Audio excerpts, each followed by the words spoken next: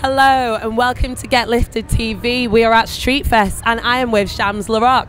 Yay! Hi. Hi Shams, how are you? I'm good, thank you. Good, good. Thank you for joining us today. Really appreciate it. So, tell us a bit about yourself. I guess I'm just a young lady from East London.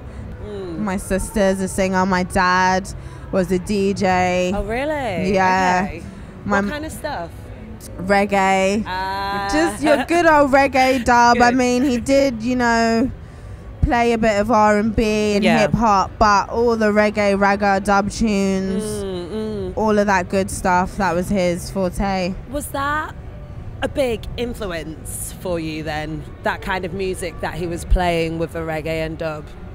I think definitely subconsciously it like spews into like my creative process.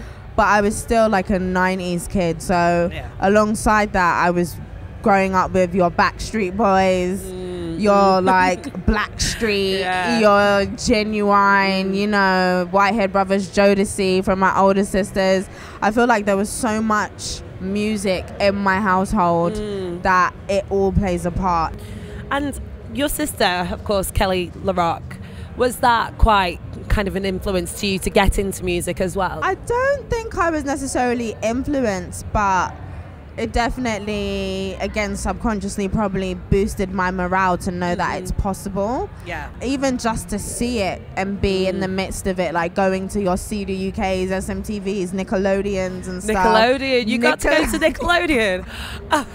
I'm in awe. It was so fun. Just being able to be around that, I feel like that itself let me know that it's possible to do or be whatever I wanted to be. Yeah. Well, whilst we're talking about influences and your sound, could you describe your sound to me? I don't really know. I have so many different influences, from late 80s R&B, like your Babyface, to your early 90s, early millennium, like your Tony Braxton, your Janet Jackson, Velvet Rope era. Like I love Janet Jackson. Your Busta Rhymes, like I feel like he plays a huge part in my kind of more lyrical side.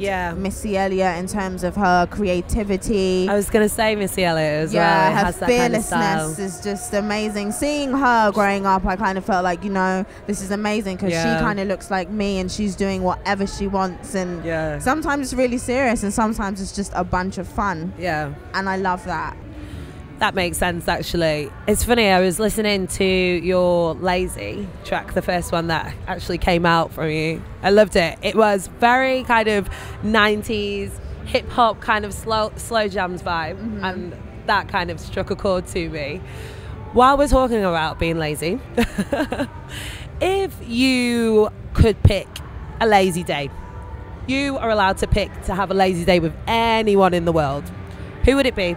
I think I'd have a lazy day with someone called Booker T. Coleman. Okay.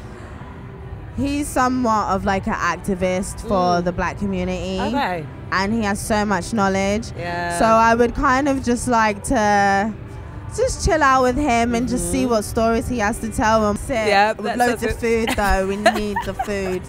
What kind of food are we talking here? Oh, we are talking everything from Jamaican cuisine to your chicken and chips, your spare ribs. Give me those barbecue ribs, those dripping Jack Daniels ribs. Perfect. So, your new EP, Incipio.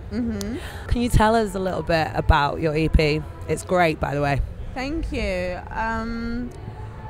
Incipio is the first project I've ever made. So previously I did Lazy Days and then I might have done like little features here and there, but Incipio was kind of self-explanatory in a sense that I'm just beginning, I'm just starting, and it's also more of kind of a motivational note for anyone, just to know that you can start anything whenever you want, like it's never too late.